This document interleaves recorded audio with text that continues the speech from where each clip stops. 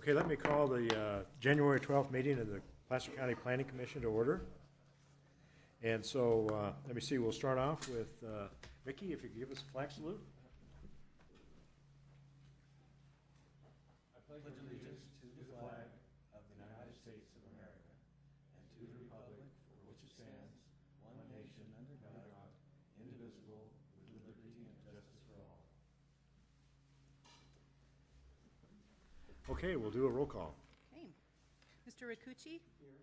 Mr. Brentnall is absent. Mr. Denayo, absent. Mr. Sevison, absent. Mr. Gray? Here. Mr. Moss? Here. Mr. Johnson? You said Mr. Johnson? Johnson. Here? Mr. Johnson. And this is Mr. Sevison. Okay, with that, we'll move into a report from the Planning Director. Michael?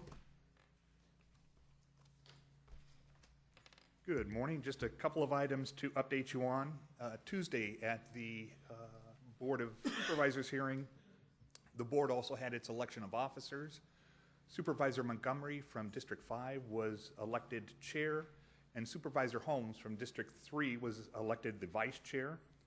Also on that agenda, the board unanimously voted to place the PCWA Heritage House located in Ophir on the county's historic and cultural resources record. And so this is an item that was before your board just a couple meetings ago. Yesterday there was a notice of preparation meeting held at Squaw Valley on the Cabin Creek Biomass Project.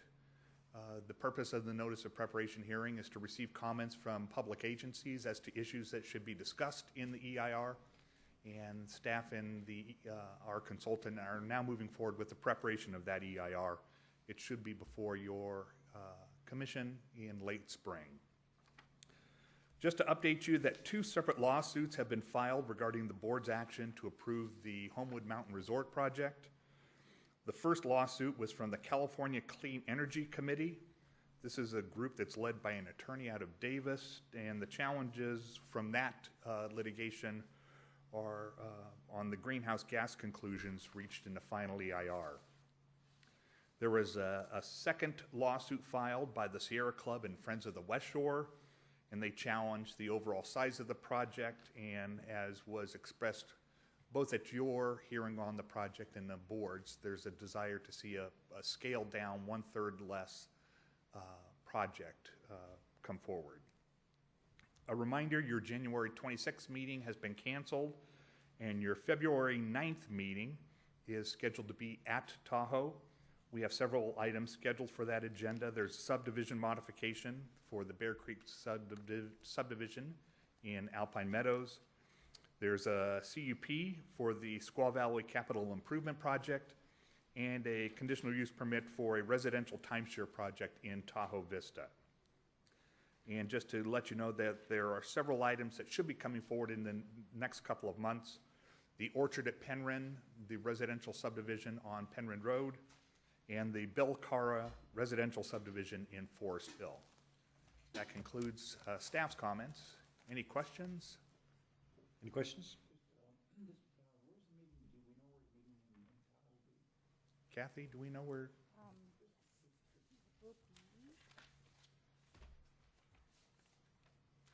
It would typically either be at Grand Labakan or at the Kings Beach. It'll be at Kings Beach? North Tahoe Event Center. Oh, so it will be at the Kings Beach Event Center.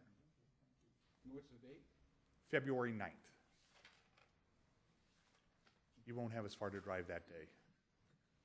Might get here on time, Larry. Oh, I'm sorry, I shouldn't have said that. Okay, any further questions? Okay, thank you, Mike. Thank you.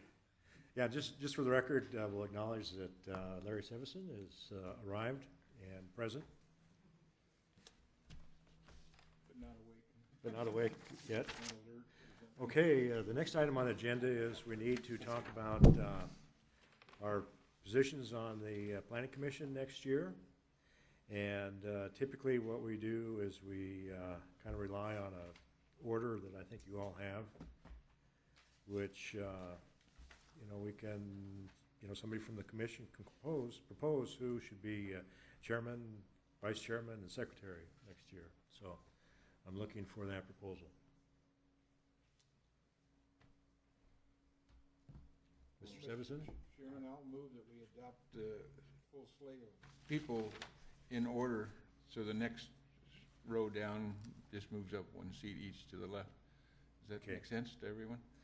That would make Jeffrey Moss the chairman, Mickey Gray the vice chairman, and Larry Sevison the secretary. Okay, is there any discussion? That could be a motion, seconded. All in favor? Aye. Aye, okay. Jeffrey, congratulations. Thank you. Let me see, we discussed, we'll pass the gavel over to Jeffrey next meeting in February. Okay. Thank you, folks. Oh, did I forget? I'm sorry, I forgot the public comment.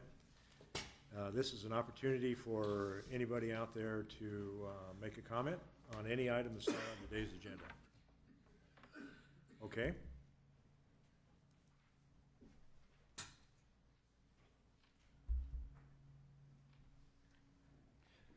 My name's Carol Rubin. I live out in Newcastle, and my neighbors and I are here with some procedural questions regarding a current application for a minor use permit that's under review by the Planning Division. The address for this proposed development is 2325 Gold Hill Road in Newcastle. The applicant proposes to install a 6,600 square foot event center at which he will hold weddings, receptions, corporate retreats for up to 200 people, up to 7 days a week, and potentially until midnight. This area is a very rural, lightly populated area. It's all zoned farm, as is the proposed site of the development. The closest commercial development at present of any kind is a small winery about 1 mile away on Wise Road. The proposed site for development is crossed by both the NID Canal and the Doty Ravine salmon habitat. Sailor Ravine salmon habitat is adjacent to the site of this development.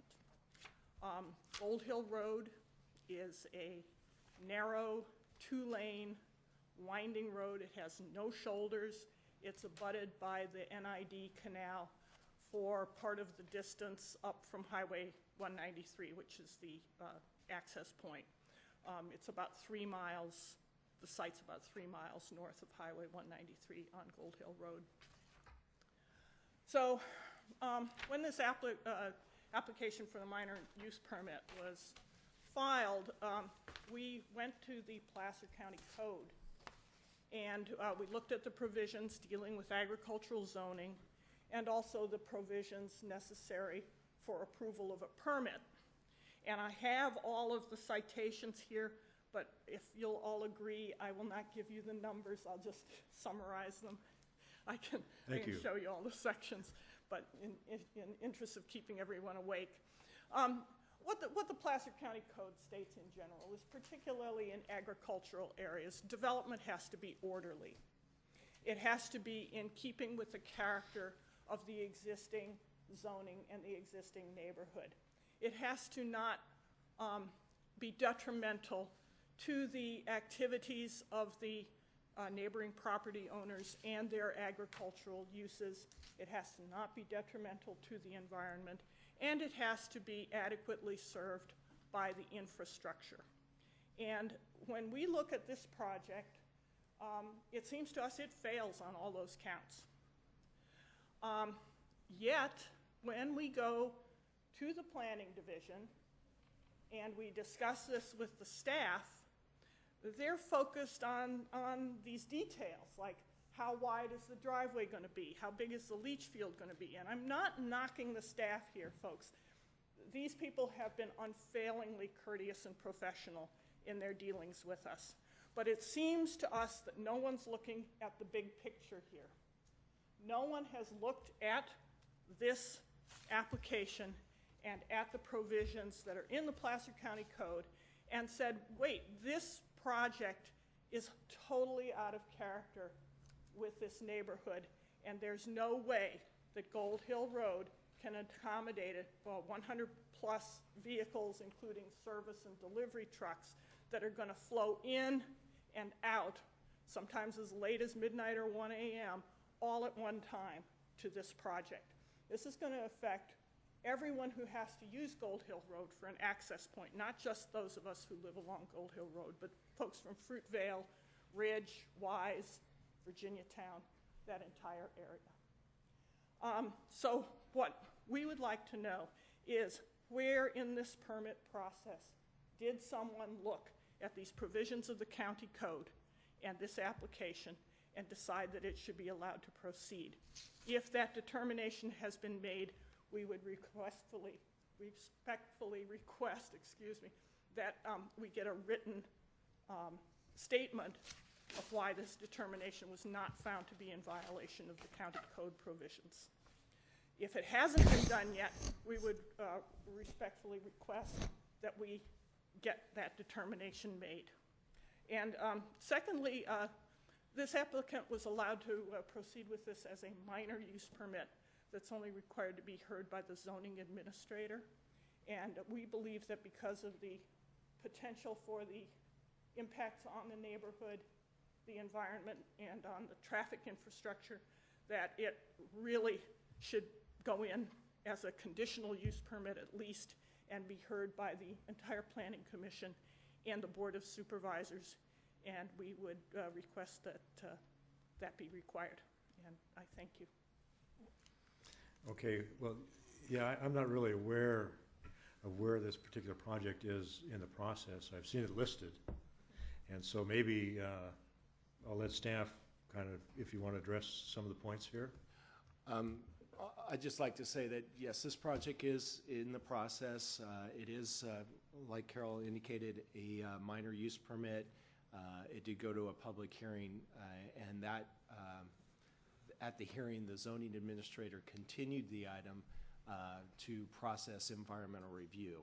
So at this point, this project is through the analysis, the environmental review analysis, and at some point in the future after that is completed, it will be back to the zoning administrator. I have listened to Carol's comments relating to this project being sent to the Planning Commission, and we do have that option of doing that. But at this point, the ZA has continued this item to an open date, and we'll look at that. I'd be happy to talk to Carol and to discuss the process. One of her comments was, when does the staff provide a recommendation about just the general, and that's something that the staff will do. They are looking at that, but they also have to look at the environmental issues as well, and the road widths, and that all has to do with environmental impacts. But at some point, and that will happen, the staff will look at the overall recommendation as, can we make the findings that are required with a use permit for a favorable recommendation, and they just haven't got to that point yet, but they will. So I'd be happy to meet with Carol after the meeting if you'd like, or we can set up an appointment. Be happy to do that. Okay. Thank you. So I think we're still in process. You still have a chance. Okay. Okay, thank you, Jeffrey, for reminding me that I forgot that. Let me see, the next item we have on the agenda is a conditional use permit. It addresses the Target store here in Auburn and the expansion of that. And we have Jerry Haas who's going to make a presentation on that and fill us in on where we're at. Thank you, Mr. Chairman. Good morning, Commissioners. The item before you at this time, through that one there, is a modification of a use permit for the Target store that most, if not all of you, passed on the way in here today. Project site's out here on Bell Road, northeast corner of Bell Road and Highway 49. This is an aerial image of the site. Bit of history, the project was approved by your Planning Commission in 1996. It was a little controversial at the time, but after it was constructed in 1998, it's done pretty well. And I think regionally, it's one of the top producing stores on a ratio of square footage to sales in the area. In 2006, the applicant came in with a request to expand the existing footprint of the building and to convert the garden center, which is down here, into additional indoor retail area. The garden center has been closed now for a couple years in anticipation of this conversion. The original proposal was for a 40,000 square foot expansion that would have necessitated off-site improvements, significant off-site improvements, and so they sort of scaled it back a little bit. It's about a quarter the size of the original expansion that was first proposed. So the proposal before you today would be to replace the existing garden center with new indoor retail space, some of which would be storage, some of which would be display area. There would also be a grocery component that's added to the store. There are some additions to the southeast corner. Can't tell so much on this site. You see this little corner here that's undeveloped. That would be kind of filled in as well. And there's also a second addition at the main entry here. And a 6,900 square foot, 6,099 square foot expansion at the north end of the building. Minor parking and landscape redesign. The site is already appropriately parked, overparked as we would say. With the expansion, there's still more than enough parking to meet county code. So here are the expansions, excuse me, about 538 square feet here, 6,000 square feet here. The conversion, about 8,000 square feet in size of the garden center, and then a small addition over here to kind of fill in the space. The primary entry and only entry would remain up at that location. We took this to the MAC on Tuesday night. As mentioned in your staff report, the report was prepared before we had a chance to go to the MAC. There was a 6-0 vote for approval of the modification as requested. One other item of note, you all have a copy of some corrected conditions of approval in front of you. These conditions were presented to the applicant at our Development Review Committee meeting. They're well aware of the conditions. These are not new conditions. They just simply got inadvertently missed. So they've been inserted in there. So this set of conditions you have before you will replace the attachment A that you have in your staff report. With that, I'd be happy to answer any questions. No, staff does recommend approval of the project and subject to the conditions of approval and the findings contained in the staff report. Just one question now. The bottom one is the new one, right? Is the way it's going to look? No, these are both the proposed Oh, I see. new That's right. elevations. One's from the side and one's from... Right, okay. this is the view from Highway 49 from the west, and this is the view from the south. So Okay. this is where the garden center is, Right. and that would just be enclosed. Right now, it's kind of an open air structure, quite warm and cozy there during most times of the year. Okay, thank you. Any other questions? Okay. Okay, thank you. Okay, would the applicant like to make some comments?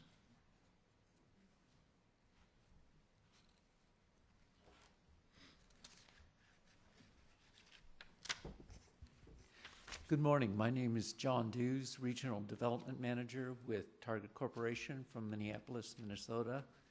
And I just wanted to say, obviously, we've been working with planning staff for several years now on this, and we're very comfortable with the conditions of approval and with the staff report, and we're all in line with everything. We're excited to move forward on this project. Okay, any questions? Thank you. Thank you. Okay, do we have any public comment on this proposal? Okay, seeing none, then I'll bring it back to the commission. Do we have any discussion points, or if not, I'll accept a motion.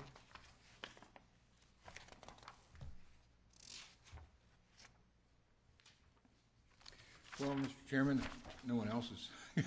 Well, I was going to find my recommendation page. The staff recommendation for approval of the conditional use permit modification of the Auburn Target Expansion Project, PM 27862, subject to the findings and attached recommendations of approval, and to mitigate and adopt the mitigated negative declaration in the conditional use permit with the modifications as outlined in the new conditions of approval as submitted here today. Okay. Okay, well, with that, any more discussion? I'll call for the question. All in favor? Aye. Opposed? Motion carries. I just want to clarify that Commissioner Sevenson's motion included the adoption of the corrected conditions Yeah. of approval did, were yeah. submitted. Yeah, I heard him say that. Okay, thank you. Okay, well, thank you.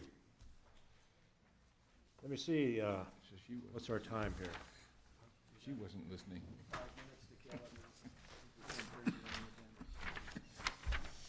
Okay, I see we're at 10:30 on the agenda, and so for the Granite Bay Plan, we'll take 5 minutes and then start with the Granite Bay Plan at 10:30. And so at this time, we're going to take a look at our recommendation to the Board of Supervisors for the Granite Bay Community Plan. And first off, we'll have E.J. Evaldi. Let us know where we're at. All right. Okay, thank you, Chairman, members of the Commission. Planning Services Division is bringing forward a request for a general plan amendment to update the 1989 Granite Bay Community Plan.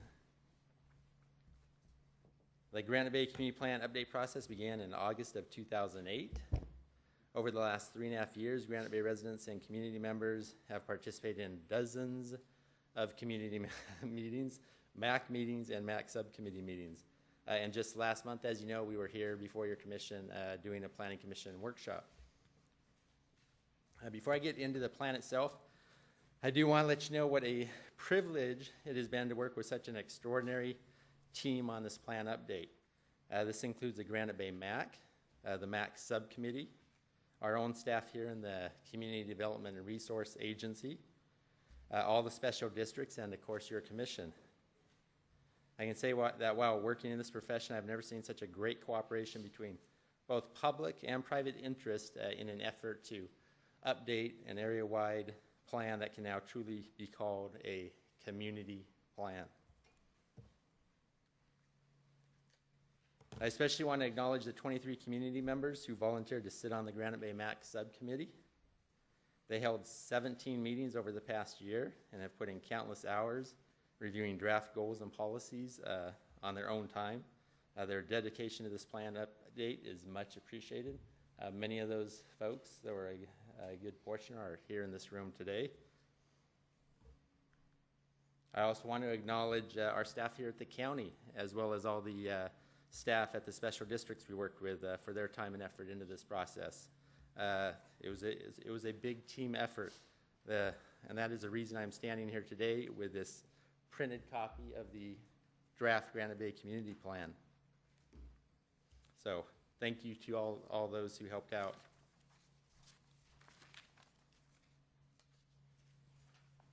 So as I mentioned, we were here last month to hold a workshop on the community plan update. At that workshop, staff described many of the changes that have occurred in Granite Bay during the lifetime of the plan. We spoke about build-out population and how Granite Bay has developed at less than its permitted density over the last 20 years. We provided an overview of changes to the plan and explained that this plan update did not include any land use changes or changes to the circulation element. We also shared with you that the Granite Bay MAC, at their December 7th meeting, voted 4-1 to recommend adoption of the community plan to your commission and to the Board of Supervisors.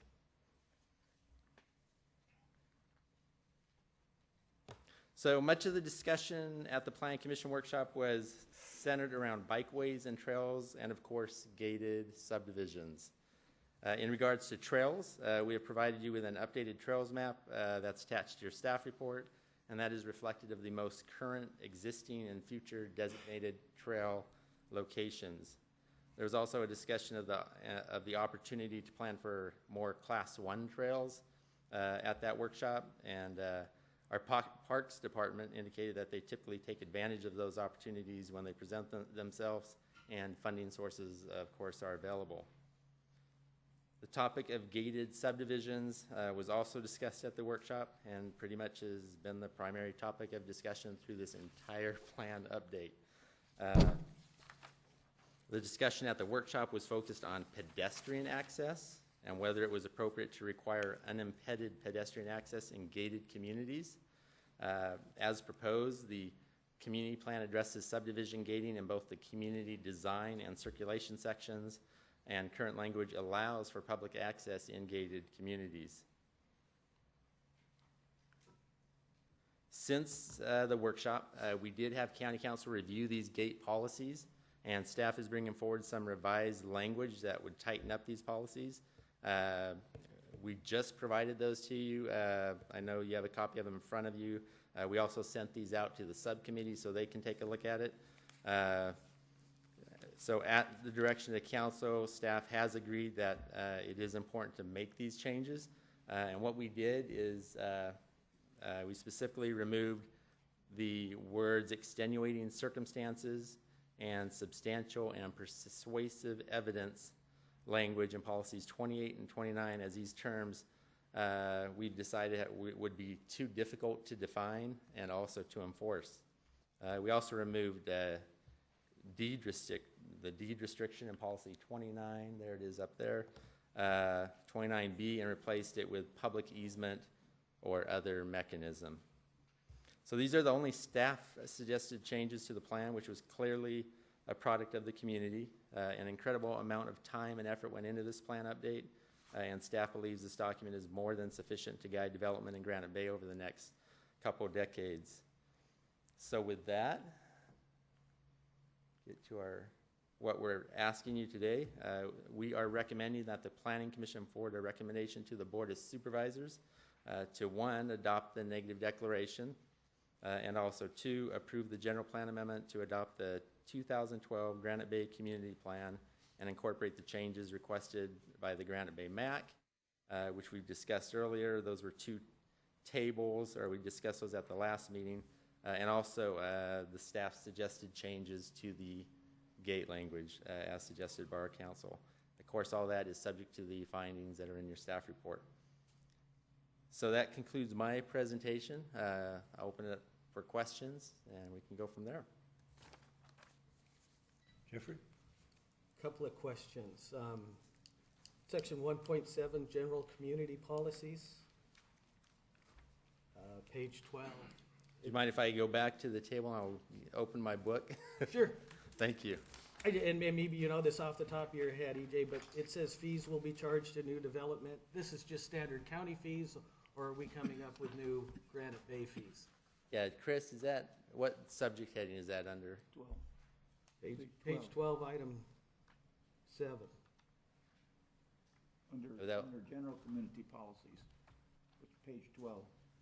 Yeah, that's just Yeah, I'm turning. Chris Schmidt with the planning division. That's just a standard county policy. We're not proposing to do any new Granite it's- Bay fees then. There's no specific fees for this document. Thank you.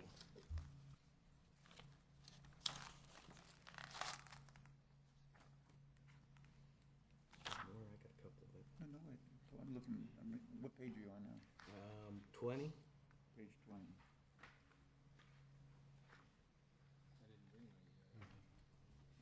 Now try to just give us a context of the issue.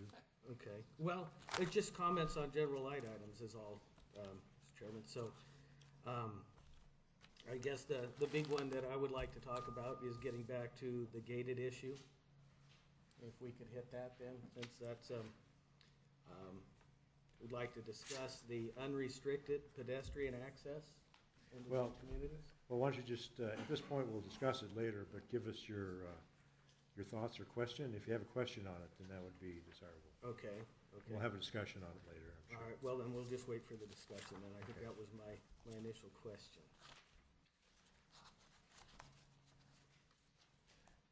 Got enough questions out there? I got my question, yeah. That's some Okay. things we need to discuss. Okay. Is there any other questions for EJ?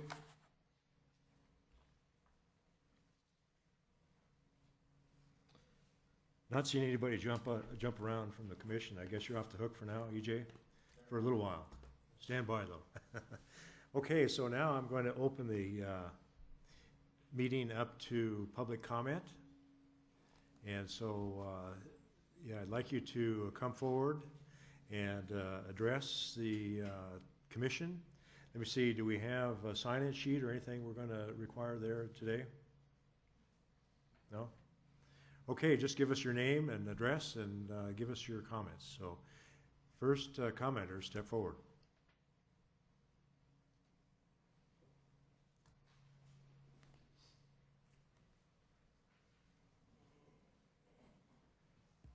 Good morning, gentlemen. My name is Merrill Furlow. I'm a 15-year resident of Granite Bay, living in 8153 Miners Meadows Court.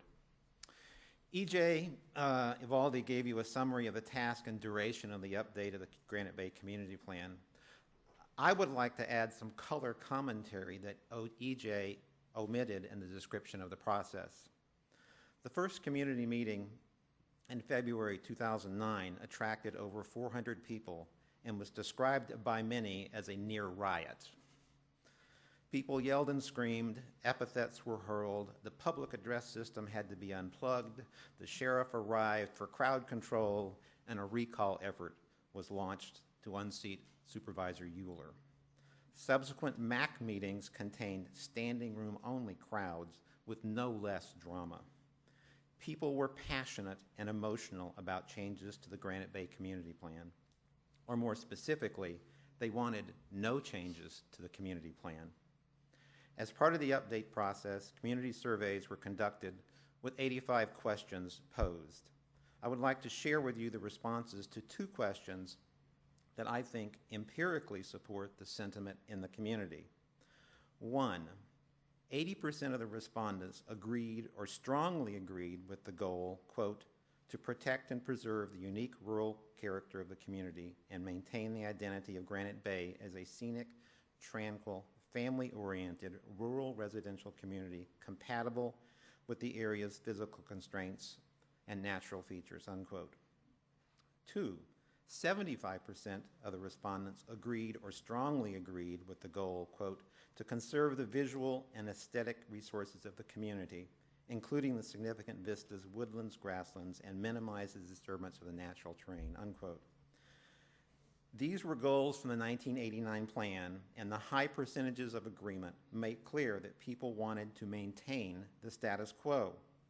I have chosen these 2 goals as an example to make my point, but there was majority agreement on all the 1989 goals. In a democracy, how often do you get 75 to 80% of the people agreeing on anything? Not only was the community passionate and emotional about this issue, they were also united. Supervisor Euler wisely adopted an inclusive and transparent process for any and all community members who wish to participate in the plan update process. I participated in most of this process. So what have we accomplished after 3.5 years, 3 community workshops, 17 subcommittee meetings, and untold hours of citizen and professional staff time?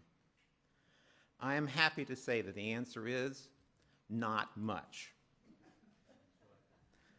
And this is not to minimize the efforts of all the people involved, but it honors the sentiment of the community. That is, no substantive changes to the plan. I characterize most of the changes as either technical compliance with current law or stylistic. In my view, not much is a great success for the community. No offense to all the work EJ and Chris and others input into this. As EJ suggested, by far the most contentious issue was dealt with gates. As you are probably aware, the circulation element of the 1989 plan contains a, quote, no gates policy. The proposed update continues that policy. To digress a little here, the Merriam-Webster Dictionary defines community as, quote, an interacting population of various kinds of individuals in a common location, unquote. Gates create physical and emotional barriers, are meant to exclude people, and as such do not promote an interacting population. Gates promote enclaves and islands. In my view, the presence of gates are the antithesis to the meaning of community. Many of the communities in Placer County have historic town centers that are over 100 years old. Granite Bay is a relatively new community with limited history and no town center. Without a town center as a focal point, we need to promote interaction of people. Gates inhibit that interaction and sense of community. That's my personal bias. I do not like everything about this plan. Many others have opposing beliefs, do not like everything about this plan. In a democratic, open, and transparent process, the subcommittee reached a compromise settlement that I support and that was supported by the Granite Bay MAC. I request that you support the community and the Granite Bay MAC and approve this plan in its entirety. Thank you for your time. Okay, thank you. Okay, next person.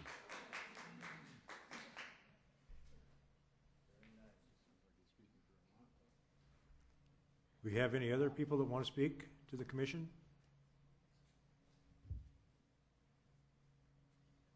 Well, here okay, we're going to get some. Sometimes you just have to wait, right? My name is Dale Munson. I live at 6640 Itchy Acres Road, Granite Bay. I would just like to support what EJ said about this committee. And I've sat on a citizens committee for East Bay Mud about 30 years ago in the Bay Area. And I know how contentious some of these citizens activist committees can be. This one was different. There were people who are as classy a group as you will ever find. When you get the Dave Cooks pleading the case for developers, Jeff, don't worry, you had good representation there. And then you have other people like Sandy Harris and many, many others in between. We just had a good time. We all became friends. There were compromises. Many of us said, well, I can live with that. And then the staff was exceptional also. Christopher did a great job, and so did EJ, and the rest of his group. We accomplished something that I think is rather difficult to do when you get about 15 of us that were there most of the time. And I want to say I've never felt better about something that occurred. Thank you. Okay, thank you. Okay, I saw one more person starting to stand up at least, so come forward, sir. Go ahead.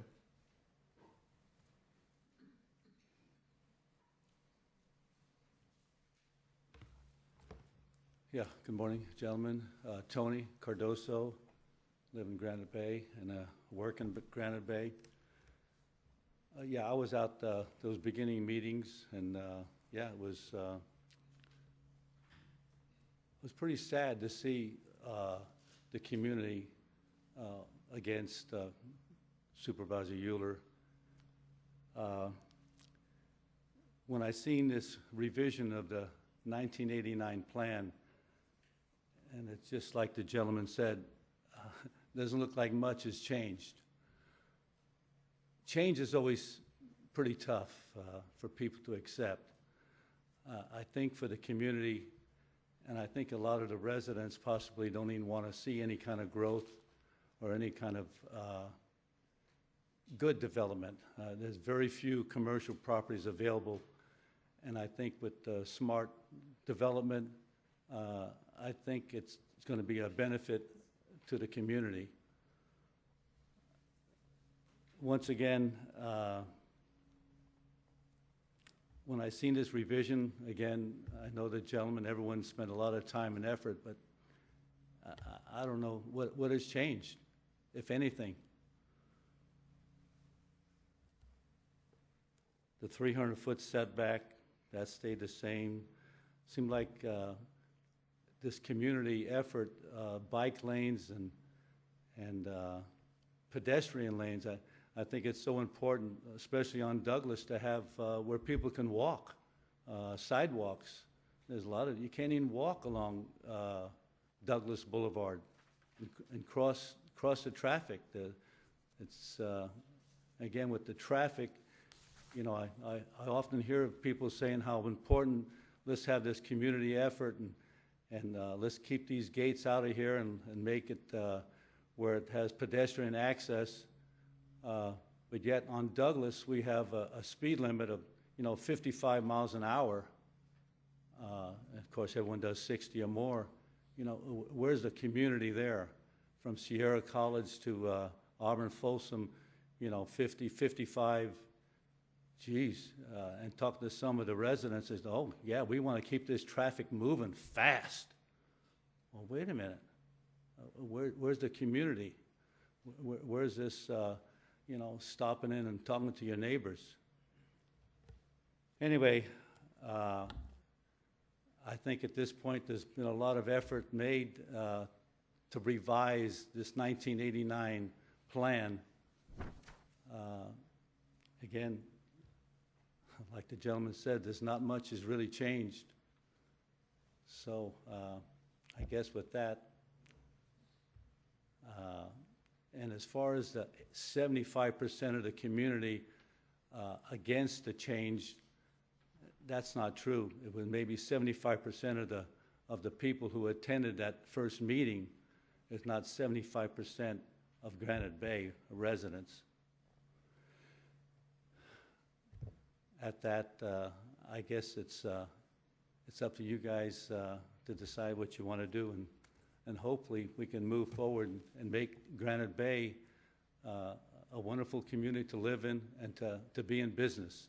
I think we have to all work together in this struggling times, as they say, economic tough times, and let's work together and so we can survive this thing. It's a little tough out there. Anyway, thank you for your presence. Thank you. Okay, thank you. Anyone else from the public that would like to make a comment at this time?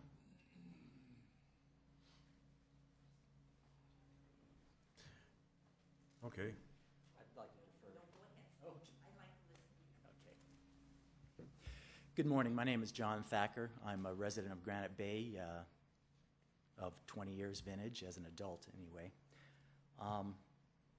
I wanted to address you this morning for really one main reason, which I'll get to in a minute, but just by way of a little bit of background, I am a member of the MAC. And I did introduce the motion that passed the MAC meeting in December of 2011 by a vote of 4-1, which essentially recommended, and you're aware, it essentially recommended that we adopt it at the plan as is. So I wanted to obviously speak in support of that, as well as speak in support of the recommendation of the Planning Commission to do the same. One additional thing I wanted to make note of is that with respect to the gates, I wanted to make sure that all are aware that by virtue of the work of the subcommittee, there are some exceptions that are carved out that I think are quite meaningful and were obviously the product of a lot of thought. As EJ mentioned, in being laudatory toward this group, it was a terrific group of people, and I think we need to honor their effort, which was very extensive. I wanted to make brief mention of a proposal that Mr. Cook made before this body in December regarding some of the language regarding gates, and if I recall correctly, what his notion was that instead of having language that would allow for unlimited pedestrian access, in other words, at all hours, his idea was that that language could be modified such that pedestrian access would be limited to dawn to dusk, I think was specifically what he was proposing. And I wanted to mention that that sort of accommodation seems reasonable to me, and I think based on my discussions with a lot of people who served on the subcommittee, that's reasonable to them as well. Now to the main point I mentioned, the main reason I wanted to speak here is I wanted to speak in support of vindicating and respecting the highly laudable work of the subcommittee. And that's the reason I made the motion at the MAC meeting in December that we adopt it as is. Because clearly this was the product of countless hours of work by very dedicated people. And as has been mentioned earlier this morning, there is no way that everybody's going to agree on everything. And there's no way that really most of the people are going to agree on almost everything. But they found a way to reach compromises, I think, in the highest democratic ideal, and come up with a product that is really, in my mind, excellent. So I think that I would urge the commission to honor that. And as well, I would urge the commission to honor the concept set forth by Supervisor Euler of creating a plan that was the product of a very open and inclusive process, and that would vindicate as best as possible the interests and concerns of the community as a whole. And I think we all know that these processes can't be perfect. Not everyone participates, but everyone had the opportunity to participate. And I think Supervisor Euler and his office did an outstanding job of seeing to it that everyone within the community was aware of their opportunity. Whether they choose to take advantage of it or not is their personal decision. Obviously, many do not. But obviously, those who do are very interested and very dedicated, and that was true in this case. So I would just conclude my remarks this morning by saying I would urge the adoption, for the reasons I stated, of this community plan. Thank you. Okay, thank you. Okay, I know we have at least one more.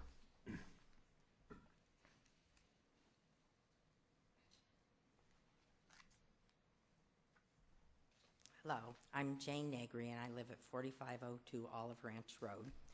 And I'm basically here to say what everyone else has said. It was a wonderful process, and we didn't always agree, but we worked until we could compromise, and we're proud of the resulting revised plan we have reached. And now with revisions coming from the county council, I support those. I also support Dave Cook's recommendation for the dawn to dusk closure on pedestrian access. But I think the most important thing is that this was a community-wide effort. Everyone was invited to participate. And the people that chose to be involved, I think, are the people that really care about the community and have a vision for its future. So we would ask that you would approve our revised community plan. Thank you. Thank you.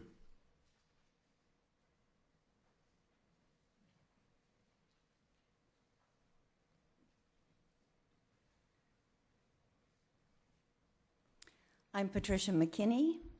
I'm a 30-year resident living at 6580 Pueblo Court in Granite Bay. And I just want to say that I was a member of the subcommittee. I attended almost every one of the other meetings that took place over this 3-year process. And I would like to say that I certainly agree with everything that everybody said here. But I also just want to point out that gates were not the only issue that was discussed here. This committee went through this plan page by page, and we voted on the kinds of results that you see here. So I just wanted to say that it wasn't just gates. And I also want to give a very personal thanks to EJ, Chris, Kathy, the county staff that worked so hard and were there. And again, thank you. Okay, thank you.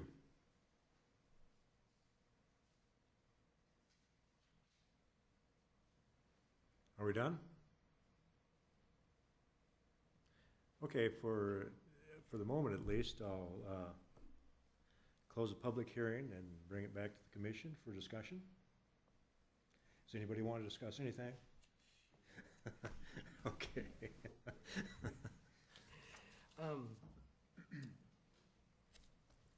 With regards to the gates in the community, obviously, that's been an issue, and it's obviously no secret that my feelings are such that what a piece of property is private and not accessible to the public to start with, that developing it doesn't necessarily automatically open that door. The compromise language that's been discussed of dawn to dusk would probably be something I could find acceptable. I like the idea of pedestrian access and being able to walk from one place to the other as things do develop out, but just the wholesale open door once you put a gate up is something that I just fundamentally have a problem with. Okay. Any other discussion points? No, nothing other than to mention that I appreciate all the effort that those people out there put into their community and letting us know how they feel about it. And I suspect their wishes should probably be the overriding concern of all of us. Thank you. I just want to thank the members that worked these 3 years. I'm a lifelong resident of Roseville, so I'm kind of a neighbor, I guess. We have gated communities in Roseville, and I quite frankly think they do break up a community. In fact, if I was on the city council again, which I'd been on before, I wouldn't vote for another gated community, at least in the city of Roseville, because it's not a rural area. I'd like to just see what the commission's ideas are on the language that was presented here, and we got a copy yesterday. I printed it already. I like the language, the revised language that staff has come up with on the access of the gated communities, the ones that are there. Just want to see what the other commissioners feel about.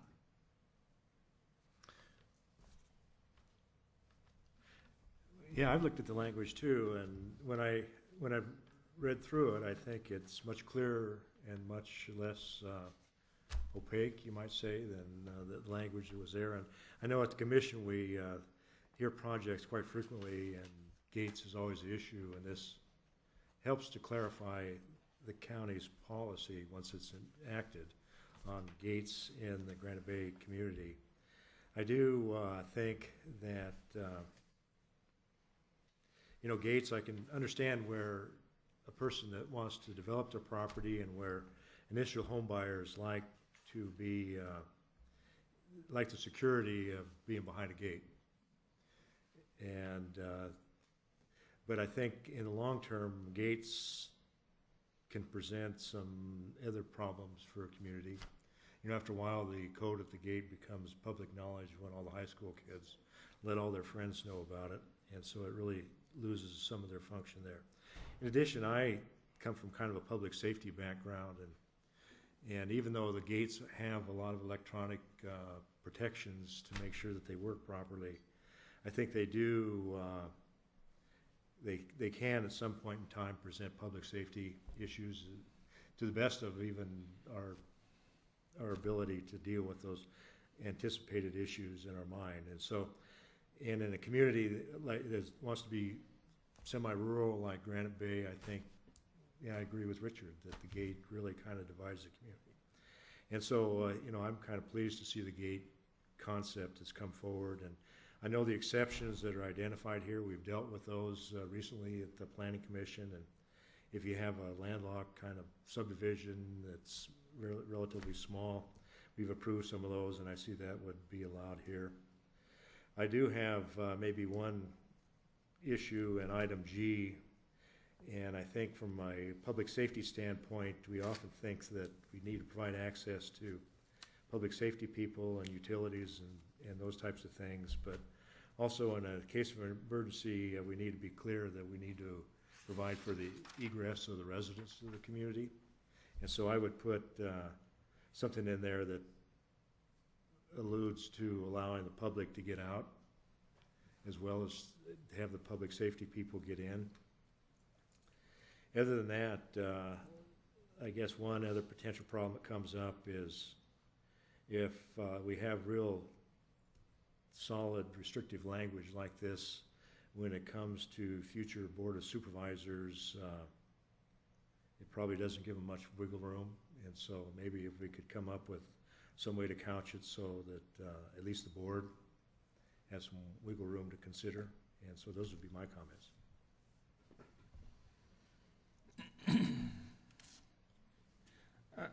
I guess my perspective has been one that's kind of elongated, and that is in the beginning, there was a lot of discussion about gated communities. As Sandy can remember the long, hard discussions we had. And as I recall, my attitude was that gates would only be permitted once, that was my idea, that gates would only be permitted once a development was filled with the people, and the people themselves then decided whether they wanted a gated community. Well, as time has passed, and 10, 20, 30 years now have elapsed, the people have become a community. You know, it was all new people there 30 years ago. No one lived there then. And now that you're a homogeneous group, you agree on how you want your community to be, and you said so. And I think that's the way it should work, and I think that's great. And you should be commended for it, as well as staff, for working your way through those issues.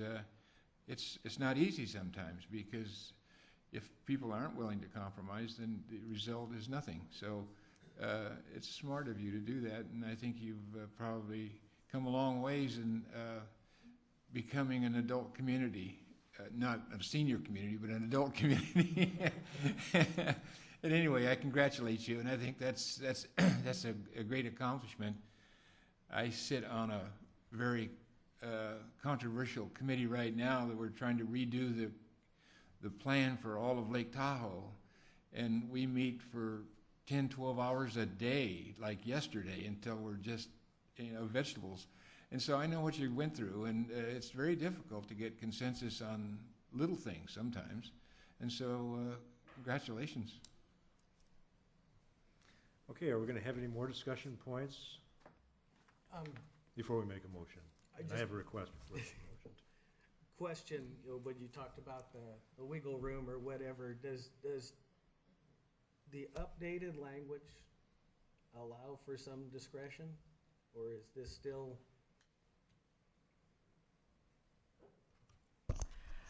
The discretion would be limited to those factors that are proposed in A through C.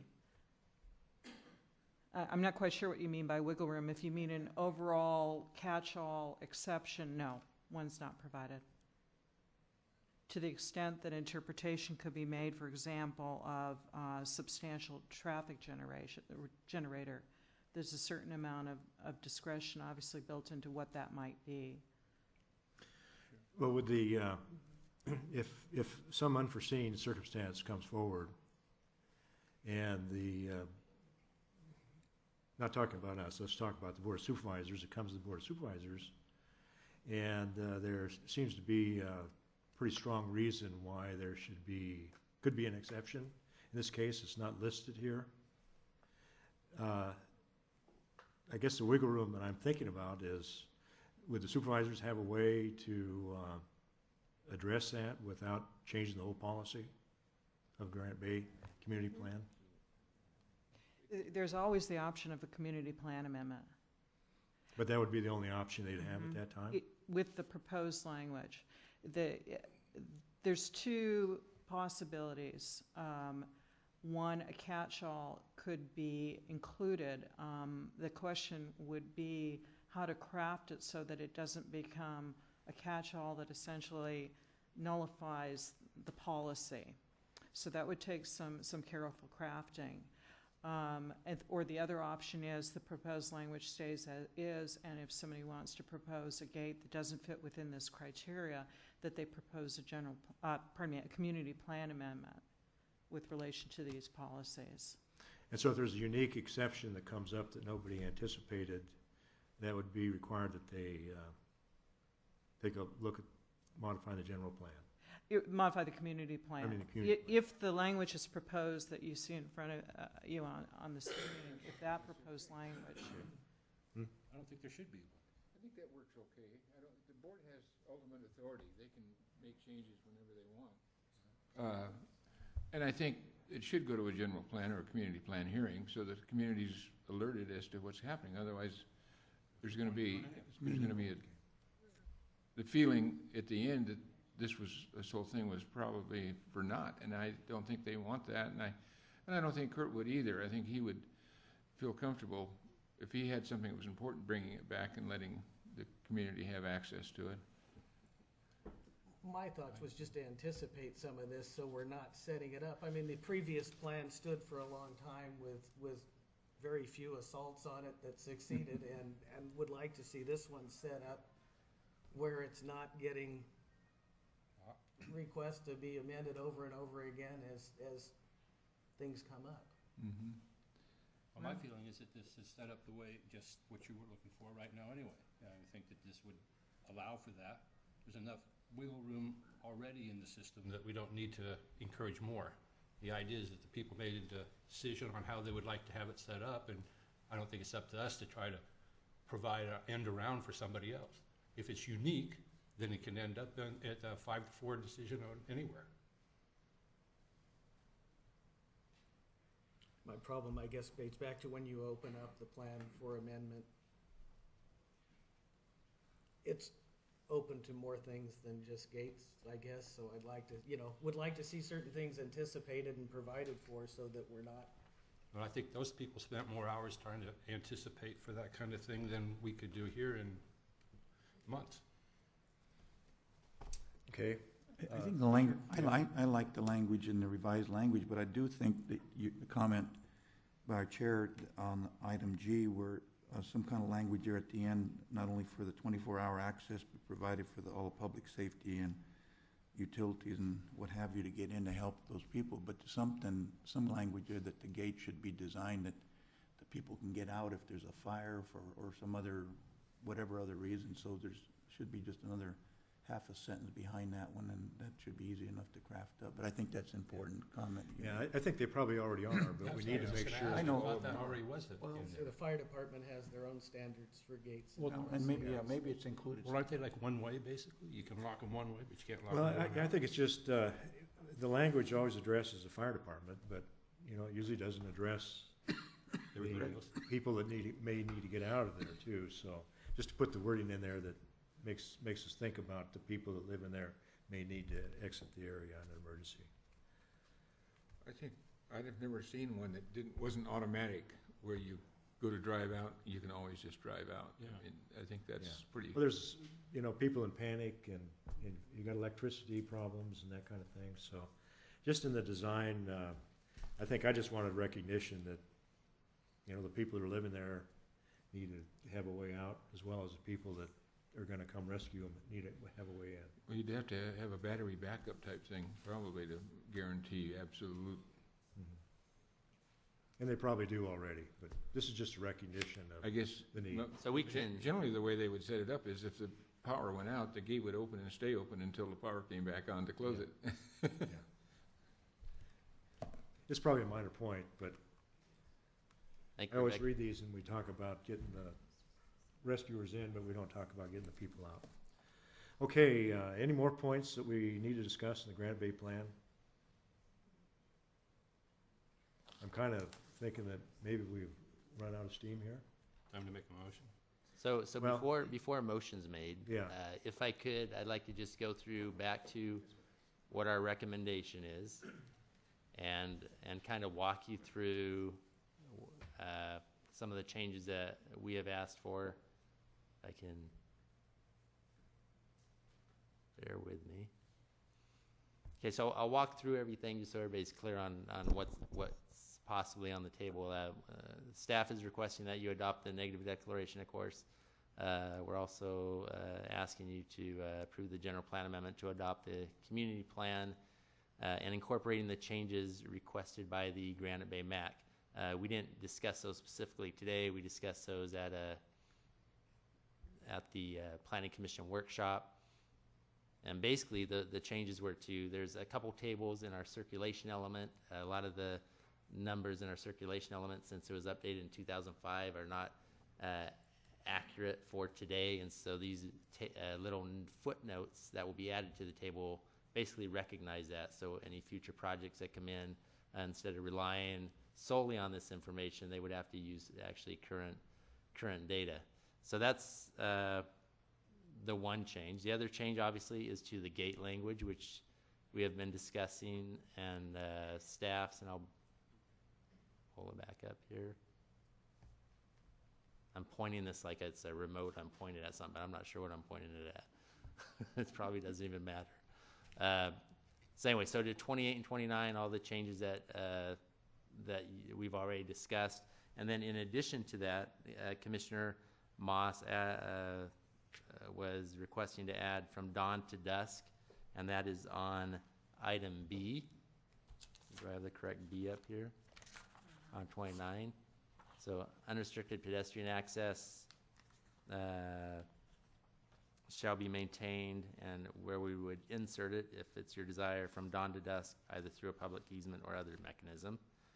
Then also, Commissioner Johnson and others regarding G, it talks about continuous 24-hour access is provided for all public safety, utility service, and public support providers, and we have a couple versions of language. One is including egress for the public in evacuation situations, if that works. Any other change that you had, Chris? There was one additional change brought to my attention this morning, was in table 7.2.2 on page 95, potential resources in Granite Bay that may be historically significant. And the property at 7778 Dick Cook Road, a home that was built in 1901, has been demolished. So one of the changes we would do before it goes to the board, if you approve, would be to remove that property from that table on page 95.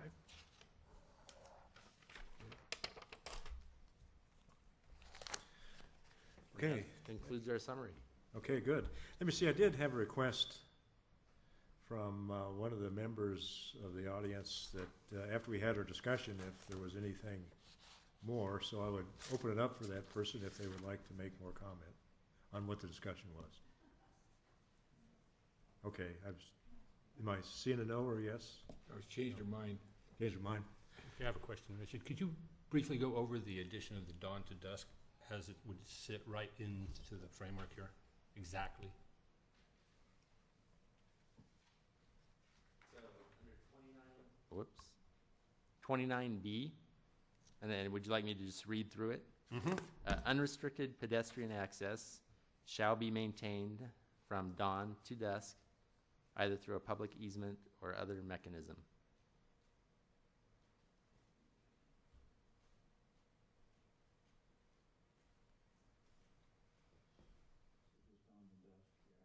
Yes.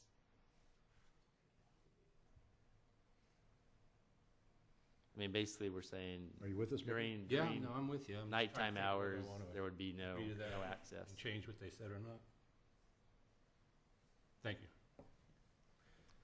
Okay, with that, is there any more discussion?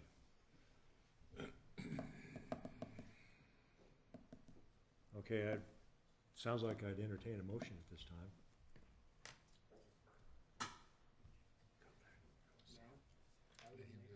District. That we recommend the approval of the updated community plan, subject to staff's changes in 28 and 29, and adding the dawn to dusk provision in 29B, as we just stated. And that we... And? And the provision to update G with provisions to make sure that the residents can get out while the emergency services are trying to get in. I'll second it. Granite Bay MAC Okay. suggestions and the name. Well, with that, I hear some discussion over there. Oh, we also, go ahead. You're probably going where I'm going. We need a motion on the negative declaration as well. And The Granite Bay MAC suggestions for the table. Granite Bay Oh, the proposed change to the table.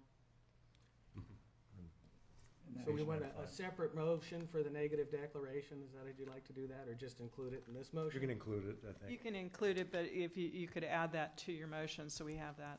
Would on the like to record. add the CEQA findings for the negative declaration, and the additional has outlined in the agenda, and also the updated tables, the two tables. Yeah, there was two tables that were brought up on the PowerPoint slide.